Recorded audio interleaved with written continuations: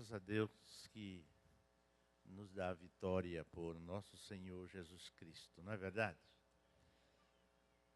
Nesta tarde, nós estamos aqui já na nossa reta final, naquela expectativa de que alguma coisa daquilo que estamos colocando tenha algum sentido prático para os irmãos, não é?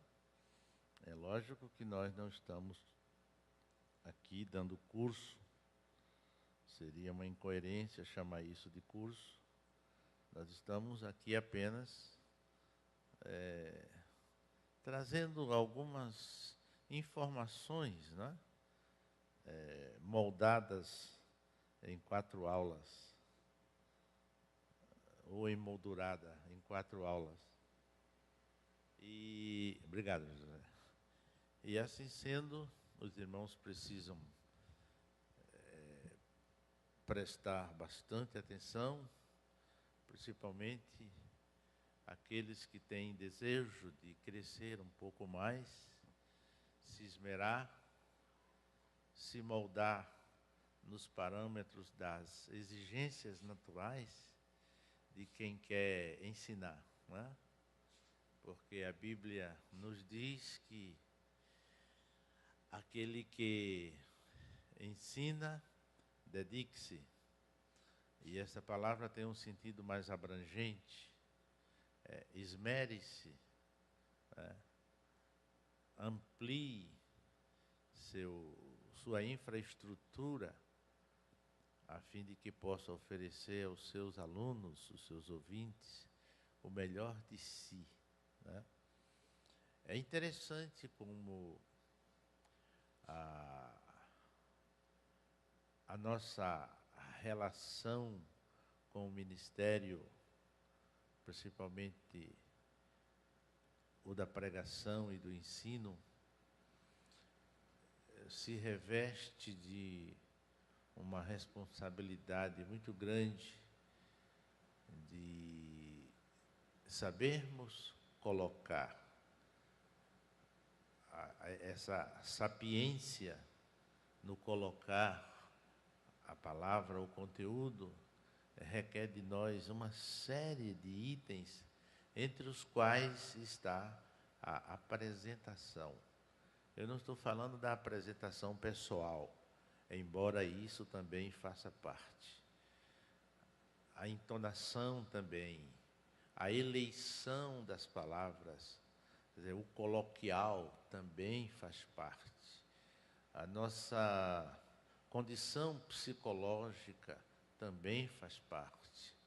O conhecimento, não somente da hermenêutica, mas da homilética também. E entre tudo isso está a necessidade de sermos claros e simples, a fim de que todos, de todos os níveis, possam tirar proveito daquilo que está sendo ministrado. De maneira que, para mim, fazer tudo isso ao mesmo tempo é um desafio. Eu me sinto diariamente desafiado, à medida que ministro a palavra de Deus, né? Por quê? Porque se no final de uma aula minha, o meu ouvinte não mudar, quem terá que mudar sou eu. Eu tenho que deixar necessidades profundas nos meus ouvintes para melhorar em alguma coisa. E se isso não ocorrer, quem terá que mudar sou eu. Porque o reino de Deus não pode ser um encontro de blá, blá, blá. Tá? Nós não podemos admitir que num contingente deste, né, uma nave desta, lotada de homens e mulheres, sacrificando seus interesses ou outros interesses para estarem aqui e não levar nada consigo que provoque uma mudança que lhes leve a eu sempre uso uma palavra em inglês que não, é um upgrade, é um nível mais elevado, uma condição mais nobre, que sejamos todos mais ousados, mais conscientes, mais determinados, mais esmerados. É tudo isso que eu queria dizer. Então, isso tem um custo e isso desgasta, se desgasta. Eu não estou dizendo isso para justificar o meu atraso, mas eu estava envolvido com isso. Muito bem. Nós estivemos falando ontem sobre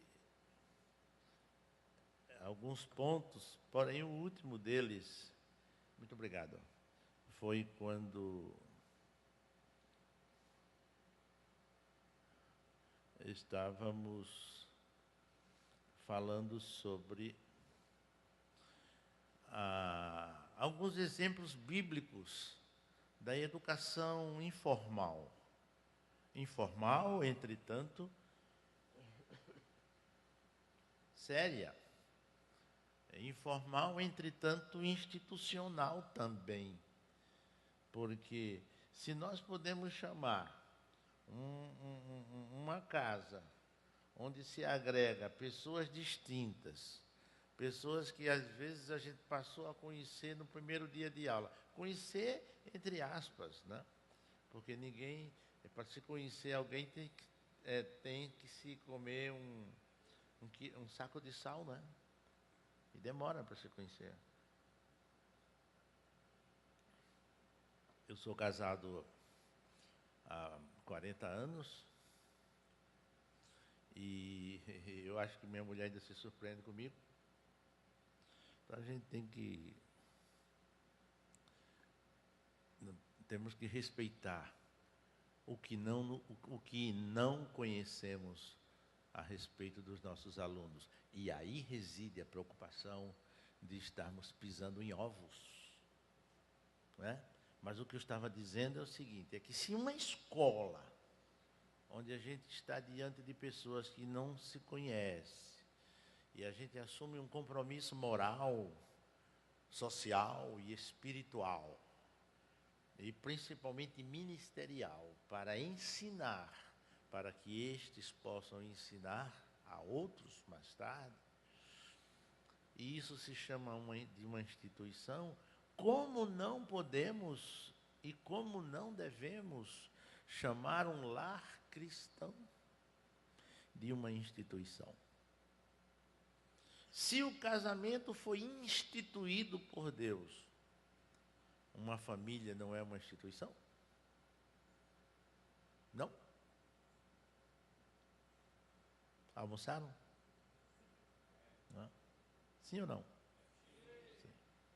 Então, nós estamos falando aqui de uma instituição de formação, né? Uma instituição educacional. Então, ontem nós tivemos a oportunidade de falar sobre Isaac, de forma, eu acho que em 30 segundos eu falei sobre Moisés, tá? E pretendo não voltar, porque o tempo não permite. E aqui eu queria falar de Timóteo, não é? Eu queria falar de Timóteo, mostrando aos irmãos que alguém tem que fazer alguma coisa, né? O que nos parece aqui é que, não é que nos parece, é real, e não é dedução, é algo real mesmo, é quase que estereotipado, tem formas, você sente ao ler, parece que as letras saem da folha da Bíblia e cria formas, né? Essa expressão de Paulo, quando estava escrevendo a Timóteo, já adulto, ainda jovem, porém adulto, e já exercendo o ministério, e ele usa uma expressão linda, né? No capítulo 3 de 2 Timóteo, reafirmando, reconhecendo que Timóteo já estava inteirado, isto é, ele já estava consciente embora não tivesse ainda um domínio pleno sobre o ministério, daí porque o cuidado, o zelo episcopal do apóstolo Paulo em relação a Timóteo, né? Um zelo docente, mas mais que docente, episcopal mesmo. E ele dizendo, olha, Timóteo, você precisa estar muito seguro e pôr em prática com habilidade aquilo sobre o que você está inteirado, tendo em vista que na tua infância, desde a tua infância, que você tem sido instruído nas sagradas letras. Nas sagradas letras. Então eu mostro aqui para os irmãos que o investimento no lar é fundamental, é fundamental, é fundamental. Né? O latim usa uma expressão conditio sine qua non. Ele diz que informação básica, é básico. Informação no lar é básico, é coisa básica. É mais básica do que dar de mamar uma criança.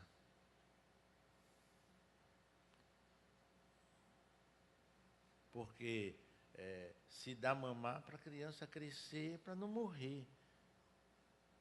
E a palavra de Deus serve para quê? Para as pessoas não morrerem também, né? Para elas se tornarem salvas, para que todos sejam salvos, que conheçam a Cristo.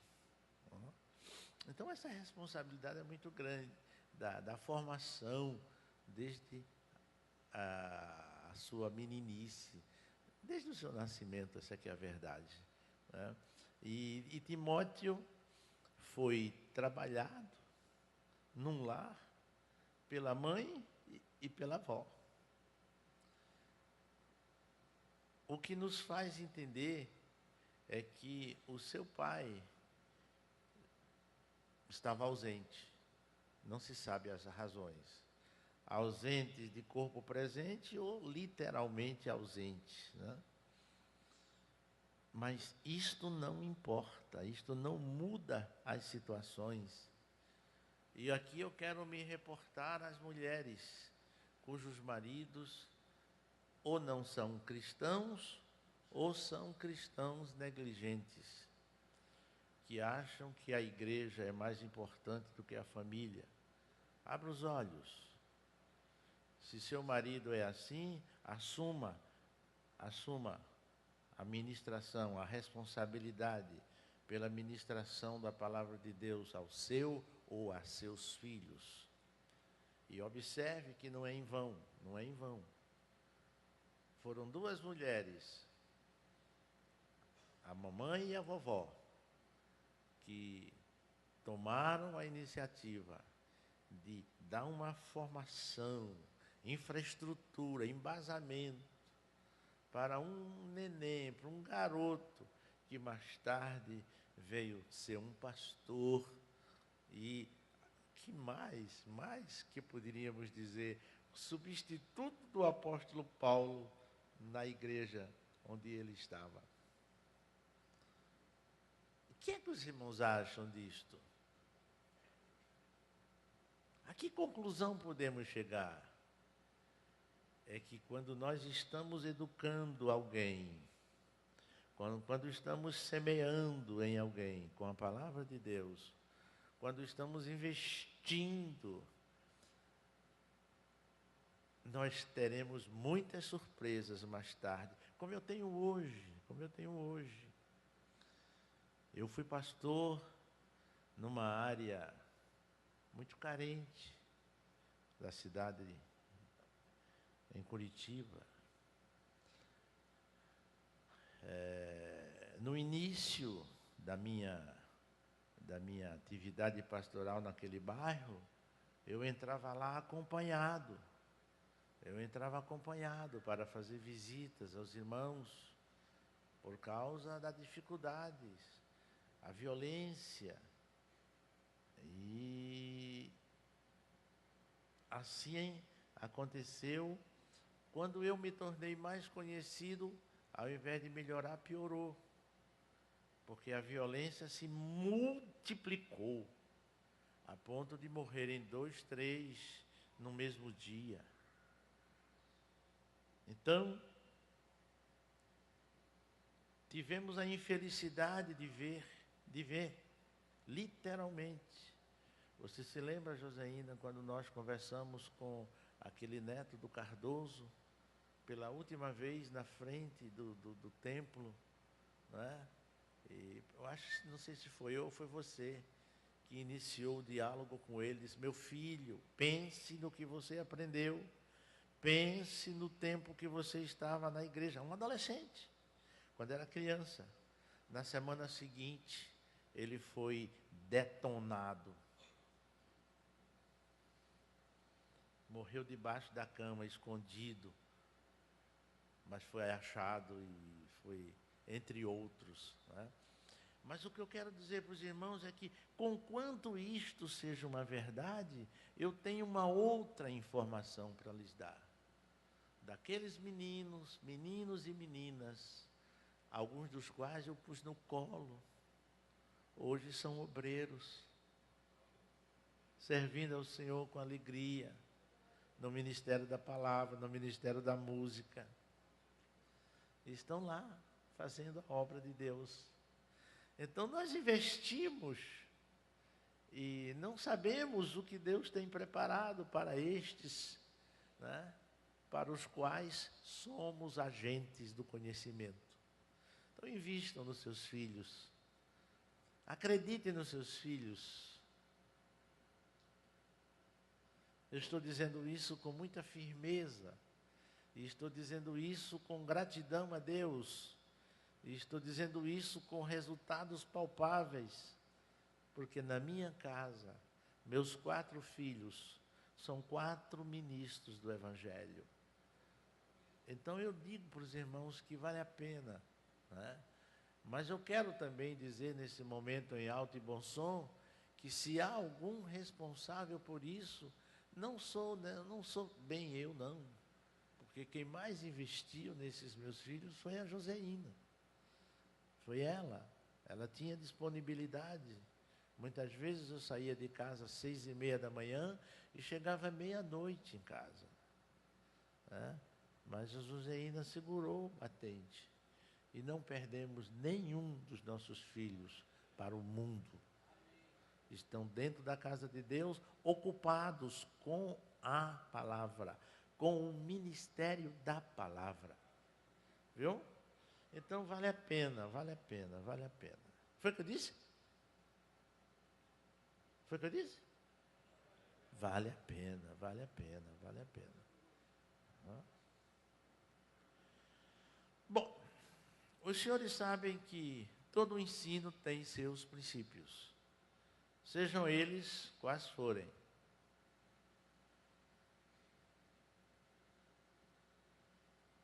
E a educação também. Né? O que foi que eu disse? Todo o ensino tem seus princípios. E a educação também. Meu Deus, ficou pequeno demais isso aqui. Eu vou ter que ler isso aqui para os irmãos, se quiserem anotar. A educação tem seus objetivos, se quiserem anotar, lamento.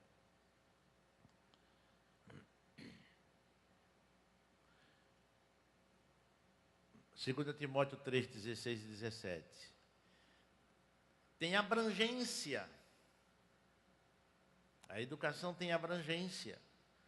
Nós educamos um filho pensando que é para ele se comportar bem dentro de casa, mas não é não. Daqui a pouco ele pode estar em outro país, em outro continente, baseado naquilo que aprendeu na cozinha, na sala de jantar, na mesa, sentado na beira da cama, de joelho, ou às vezes meio com sono, ouvindo a palavra e fazendo assim com o olho, não é? E com esses ensinos domésticos, ele pode estar mais tarde em algum lugar fazendo a obra de Deus, não é? E isso os irmãos podem, se quiser, desejar, pôr aí, ponha Mateus 28 e 19, porque o nosso palco, o nosso pátio de trabalho é o mundo, não é? E qualidade. Nunca ensine sem perícia. Ensine com precisão, para que ele, o aprendiz, possa ensinar com precisão também. Nós não podemos falar simplesmente no macro, nós temos que ser detalhistas. Temos que ser detalhistas. As mulheres que eu digam, principalmente essas mulheres exigentes, esmeradas, pagam o olho da cara por um vestido, quando a costureira é esmerada. Às vezes paga 20, 30 vezes mais caro a costura do que o tecido. Como é que eu sei disso, não é verdade? Por quê? Porque sabe dar valor. E a palavra de Deus, como é que é? A gente vai brincar de ser crente, vai brincar de ser professor, vai brincar de ser mestre, vai brincar... Não, senhor, nós temos que valorizar o que temos na nossa mão. Nós estamos trabalhando com algo que promove vida. O que nós temos na mão ressuscita. O que nós temos na mão ressuscita. O que nós temos na mão supera o tempo. A ferrugem, as intempéries não desgastam os valores que temos nas mãos. O que temos nas mãos projetam vidas para a eternidade. Pense nisso. Pense nisso. Aí alguém diz assim, eu sou apenas crente. Vá dormir, meu. Vá dormir. Eu sou um mero crente. Eu sou um simples crente de banco. Aí você está certo. Se você é apenas um crente de banco, está certinho. Você é apenas um crente de banco. Porque no banco não se faz nada. Agora, fora do banco, você vai fazer muita coisa. Entendeu? Não entendeu?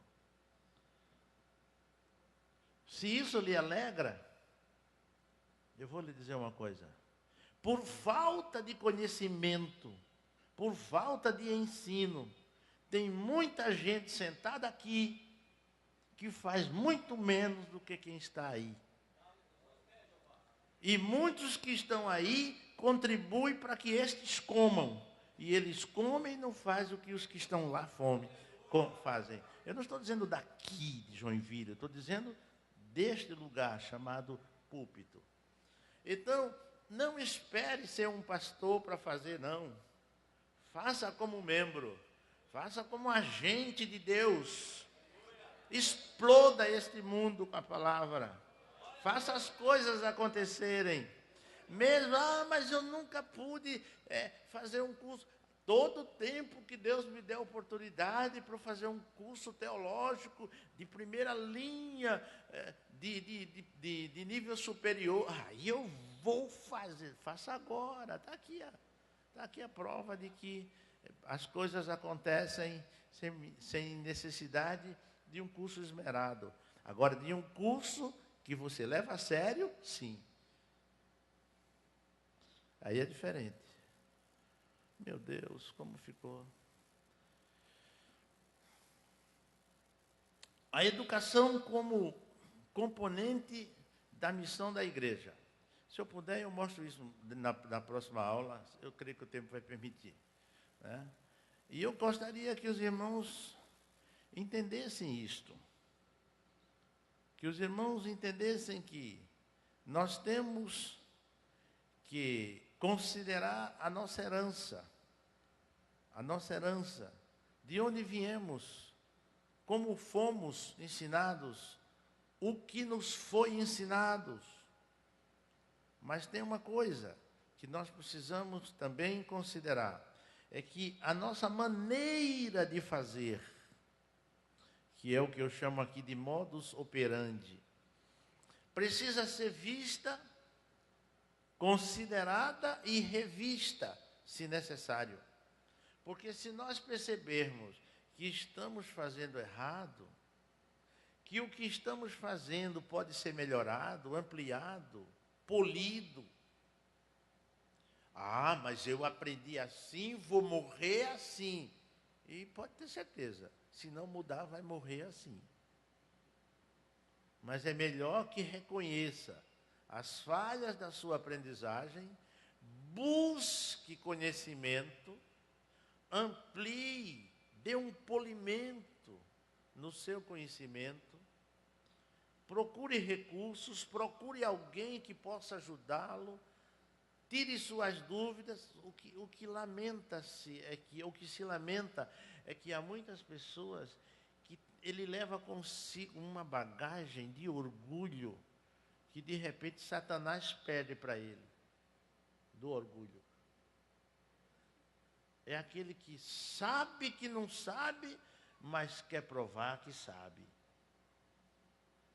Querido, quando a gente não sabe e quer aprender, o impacto é apenas um segundo. Você faz assim, não sei, pronto, morreu, dali para frente você se torna outra pessoa.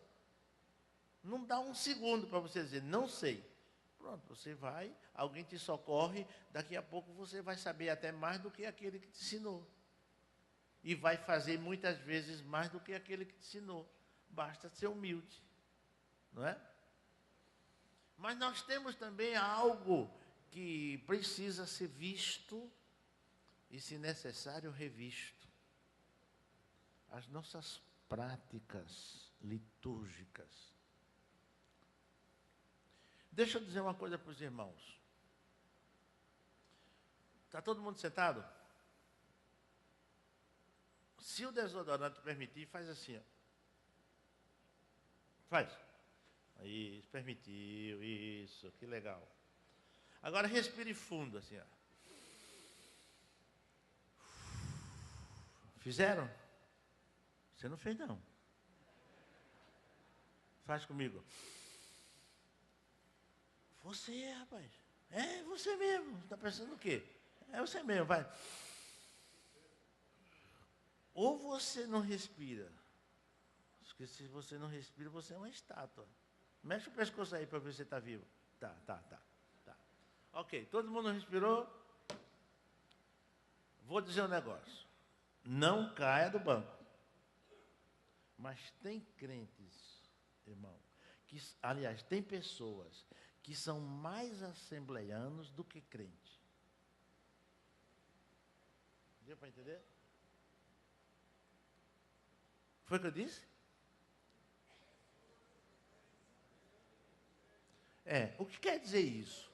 Tem pessoas que dão muito mais valor à placa da sua igreja do que o seu posicionamento diante de Deus.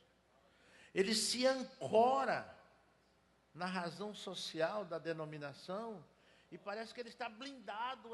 Se ele é assembleiano, pode vir o que vier, ninguém pode comigo porque eu sou assembleiano. Não se engane não. Não se engane não. Não se engane com isso não. Busque o conhecimento, porque o conhecimento vai lhe dar estrutura, o conhecimento vai lhe dar segurança, o conhecimento vai fortalecer a sua fé, o conhecimento vai lhe capacitar para o irmão ser um brilhante, dinâmico servo de Deus na sociedade. Busque o conhecimento. Viu? Agora, o que se lamenta é que, mas isso acontece com todas as denominações.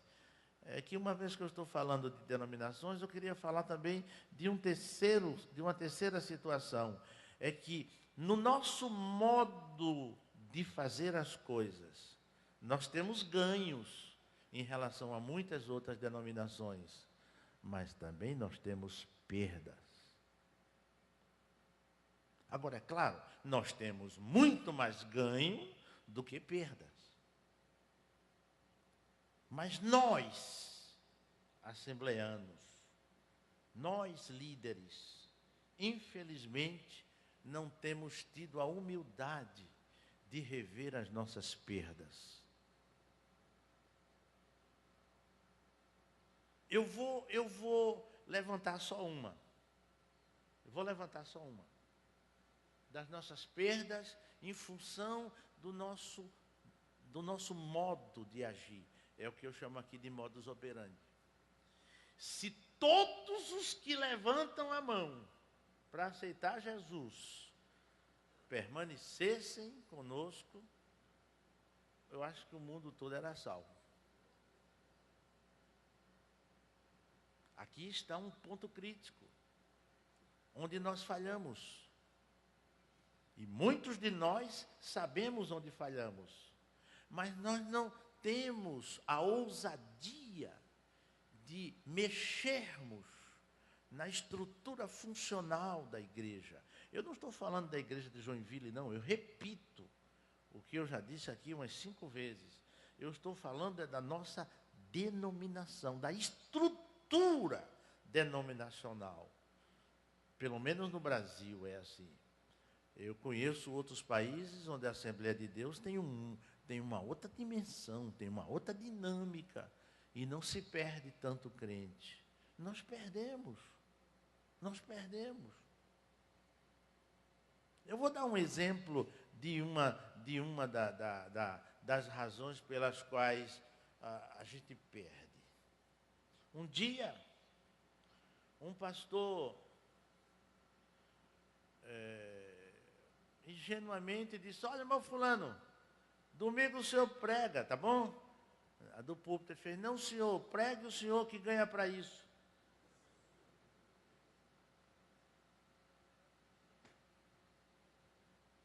Entendeu? Então, às vezes eu digo nós porque eu quero me incluir, eu sou da Assembleia de Deus e eu quero pagar o preço do desgaste também, né? E se considerando que nós estamos aqui, eu quero admitir que aqui está o ouro fino, lapidado, o diamante da igreja está aqui, né? Os líderes da igreja, né? Digamos que um dos dirigentes daqui da igreja: irmão, você pode pregar hoje? Não, irmão, Deus me livre, eu não estou preparado. Pelo menos está mais preparado do que o dirigente, porque um dirigente sensato não faz isso, né? Não é verdade? O preletor precisa saber que vai pregar. E dependendo das suas limitações ou de suas meticulosidades, ele precisa de quase uma semana para pregar.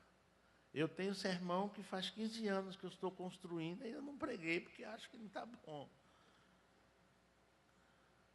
E viu como eu sou lerdo? Eu sou lerdo, eu sou quase parando, né? Então, isso faz com que nós tenhamos nossas perdas. Então, nós temos que ter coragem de verificar onde estão as nossas perdas, as razões pelas quais elas existem, onde estão os nossos ganhos em relação às outras denominações, e vamos investir nesta maneira de agir para que esses ganhos se multipliquem. Mas, ainda de um modo geral, a nossa igreja no Brasil está mais preocupada com números do que com qualidade. É provável que eu não volte mais aqui, né, pastor Sérgio? Mas eu não estou falando da igreja de Joinville. Eu estou falando da minha igreja, onde nós podemos e devemos melhorar, porque a minha igreja é o Brasil inteiro. Nós precisamos entender que por sermos uma igreja grande, não é por isso que já ganhamos a batalha, não. Jesus ainda não veio e espera muito mais de nós. Agora, onde buscar valores? Aí está a dura tarefa.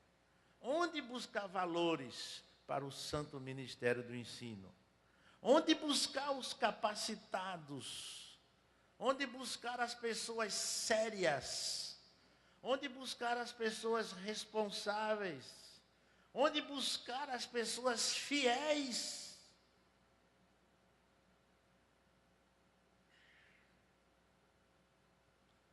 Fiéis em todas as áreas. Eu sou muito fiel à minha mulher, mas não é fiel a Deus. E daí? Quantos crentes que eu conheço que têm apatia a ouvir falar de dízimos? Pessoas competentes, pessoas, sabe, de alguma forma séria entre aspas, porque se você não é fiel a Deus, não vai ser fiel a mais ninguém. Ninguém consegue ser fiel a homens se primeiramente não for fiel a Deus. Porque o que nos leva à fidelidade nesta relação humana é a nossa fidelidade vertical. Então, nós temos que ter disposição para ver onde estão as nossas perdas e os nossos ganhos, né, nos nossos cultos. E temos que ver também onde estão os ganhos e perdas nas instituições que assumem a responsabilidade de formar líderes. Eu conheço instituições nas quais os professores não deveriam nem tomar ceia. Eu conheço instituições nas quais alguns professores não são evangélicos.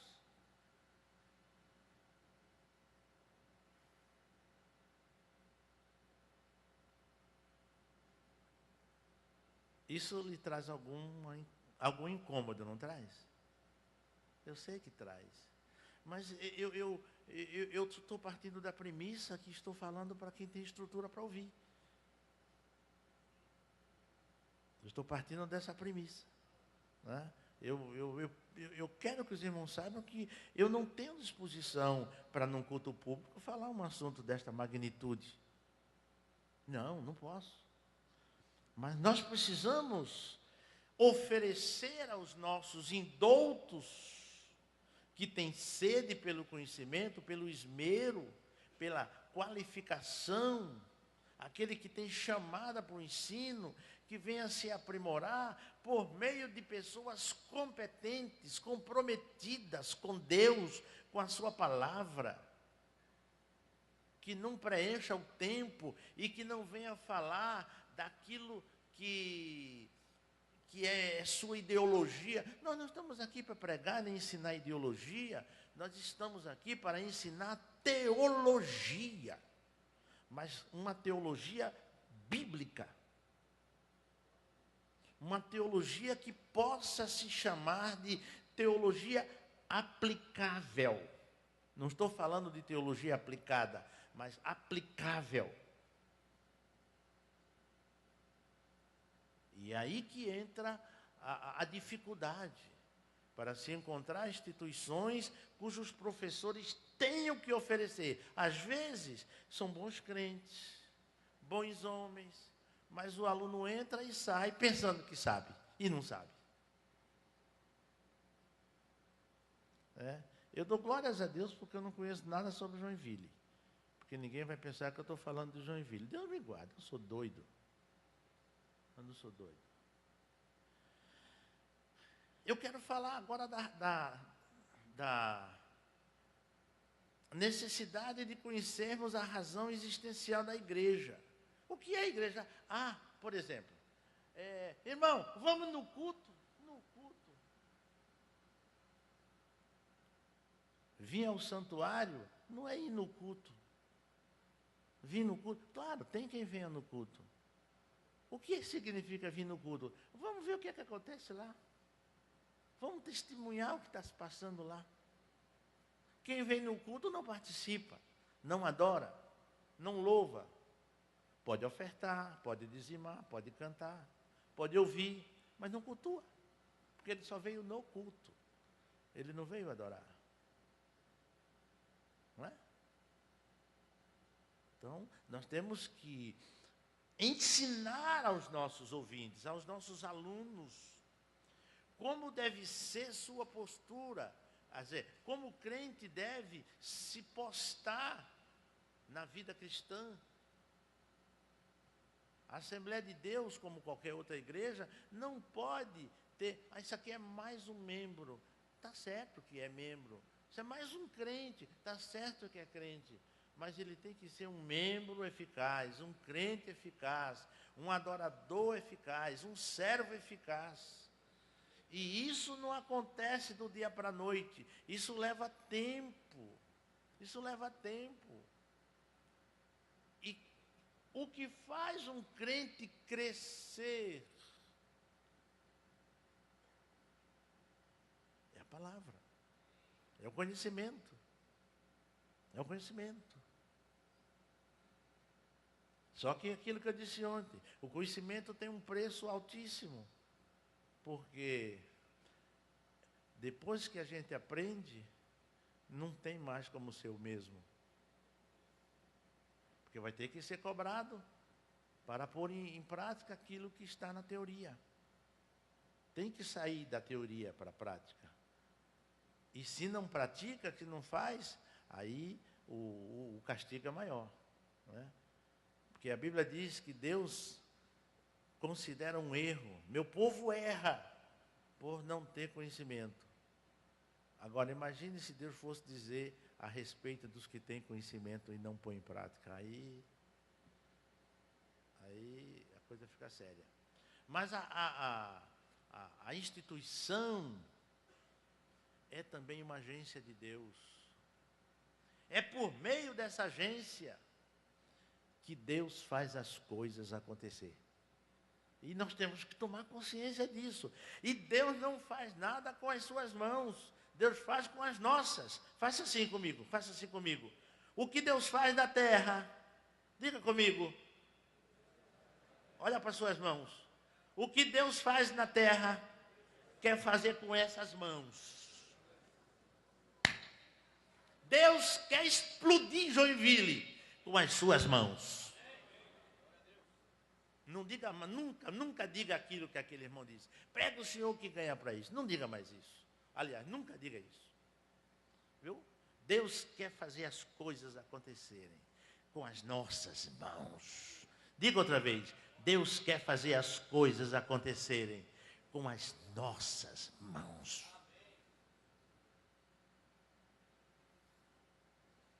Por isso que aqui a igreja é uma instituição que pode e deve ser chamada, é uma agência de Deus para que as coisas aconteçam. Aqui é a agência dos acontecimentos.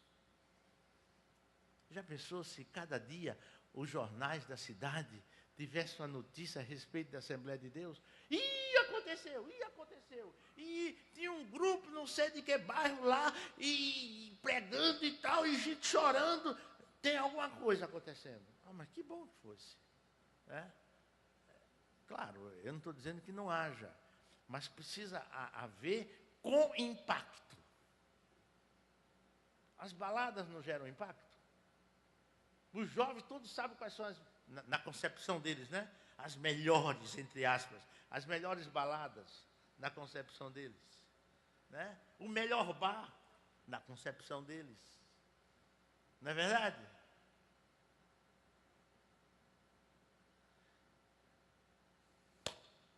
Espero que os irmãos tenham entendido. Não é? E não venha culpar o pastor, não. Não venha culpar o pastor, não. Vou repetir aquilo que eu disse, que Paulo disse, escrevendo aos Romanos, capítulo 12. Rogo-vos, irmãos, pela compaixão de Deus, que apresenteis os vossos corpos como sacrifício vivo, santo e agradável a Deus, que é o vosso culto racional. E não, em outras palavras, não aceite o que está acontecendo na sua cidade. Não aceite. Não aceite. Mas transformai-vos pela renovação do vosso entendimento, para que possais descobrir qual seja a boa, agradável e perfeita vontade de Deus. Então, se Paulo está dizendo isso, é porque a gente ainda não chegou na dimensão da vontade de Deus em sua plenitude. Irmão, no dia que nós descobrirmos em plenitude qual é a vontade de Deus para a nossa vida, a gente vira uma bomba explodindo aí. Os irmãos não têm ideia do que o Espírito Santo é capaz de fazer com uma pessoa só. Quanto mais com uma instituição. Não é verdade? Tanto é que, por último, eu coloquei que a igreja é o ambiente no qual o crente deve descobrir o seu papel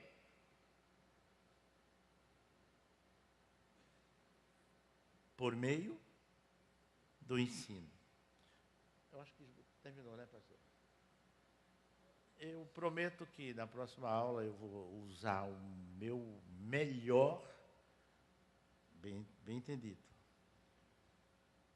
para colocar com poder de síntese. Eu vou fazer tudo para comprimir tudo que ficou sem dizer, para eu dizer tudo na próxima aula, de forma compactada. Tá bom? Eu estou encantado com os irmãos. Os irmãos são maravilhosos. Eu estou saindo daqui muito feliz, sabendo que Deus tem uma igreja forte, bem postada, equilibrada, com suas emoções bem sedimentadas, seus ouvidos bem aguçados. Eu fico feliz de poder ver uma igreja madura.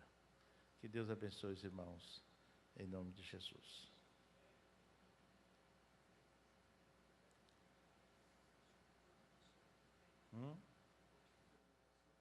Posso, sim, Senhor. Está sendo pedido aqui para que a gente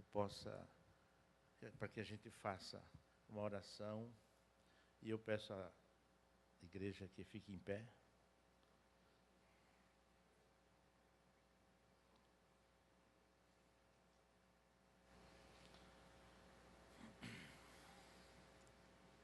A exemplo do que aconteceu ontem, eu não faço isso por via de regras.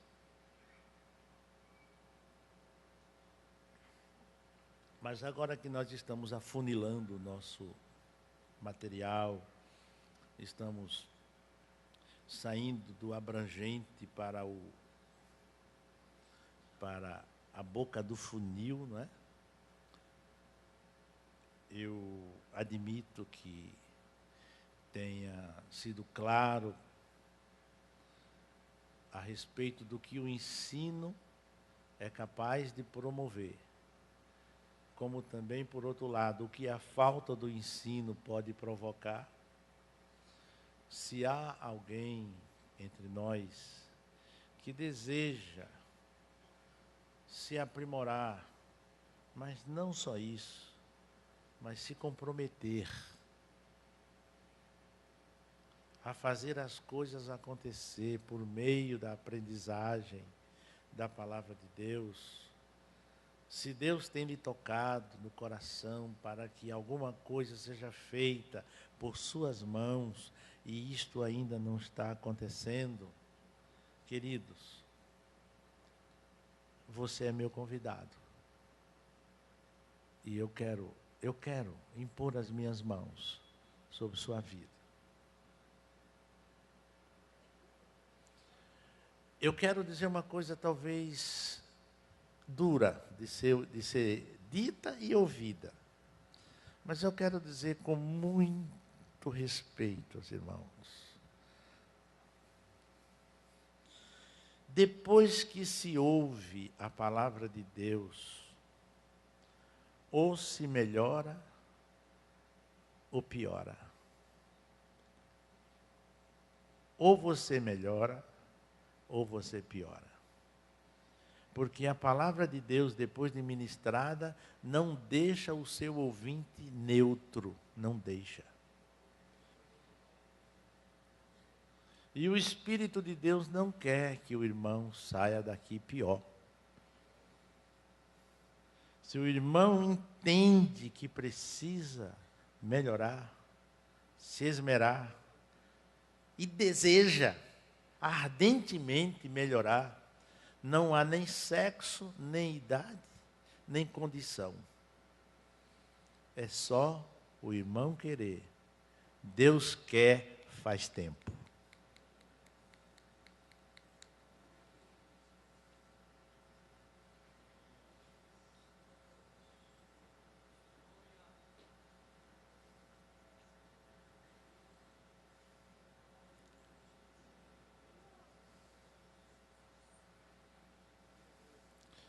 Se os irmãos soubessem o que lamentavelmente acontece em algumas seitas, que não vale nem a pena denominá-las, quase não há cultos nessas seitas, são apenas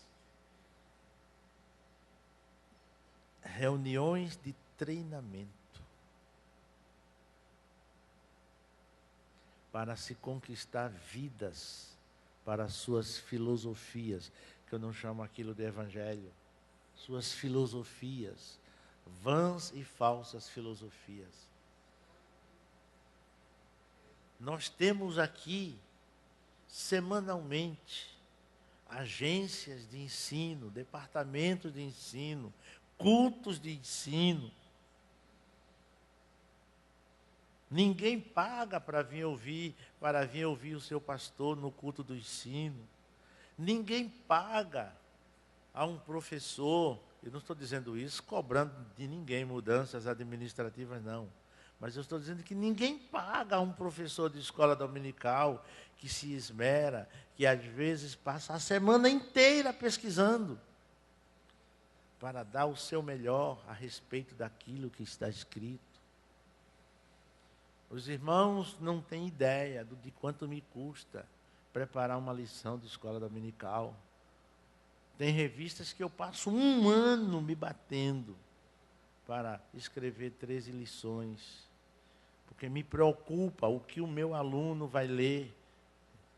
Eu tenho que ter segurança do conteúdo, da clareza, do conteúdo e da clareza. E de que o que eu estou colocando desceu do céu e não saiu de mim apenas. Mas isso só custa para mim, mas não custa para o que vem buscar. Então, a igreja tem à disposição o ensino. Eu vou fugir da minha ética. Eu vou fugir da minha ética. Eu estava no congresso agora de escola dominical e me encontrei com uma irmã querida da nossa igreja lá em Curitiba. Aí ela disse: pastor, eu estou maravilhado em saber que o senhor é comentarista das lições de escola dominical. Eu digo: e eu lamento que você só tenha descoberto isso agora. Faz mais de 10 anos e você não sabe que na sua igreja tem um comentarista da escola dominical. Isso significa que você não tem uma revista da escola dominical. Tá? Então eu quero fazer com que a igreja veja que não é falta de opção,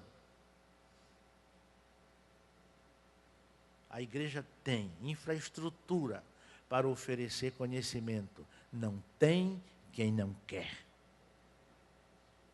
Mas eu dou graças a Deus pela vida dos irmãos aqui presentes. Viu? Posso orar, pastor? Senhor, olha para a minha pequenez neste momento. Olhe para as minhas limitações, para que o Senhor possa contemplar o meu temor, para te apresentar estas vidas que depois de ouvir a tua palavra, considerações descidas do teu trono, para os nossos corações. E aqui, Senhor, tocados, atenderam um convite para estar aos teus pés, por sentirem a necessidade de fazerem mais e melhor. Eu tenho certeza, Senhor, que estas portas jamais seriam abertas como foram e estão, para receber ensinadores e alunos, e estes saírem da mesma forma como entraram. Eu não posso entender que isso seja verdade.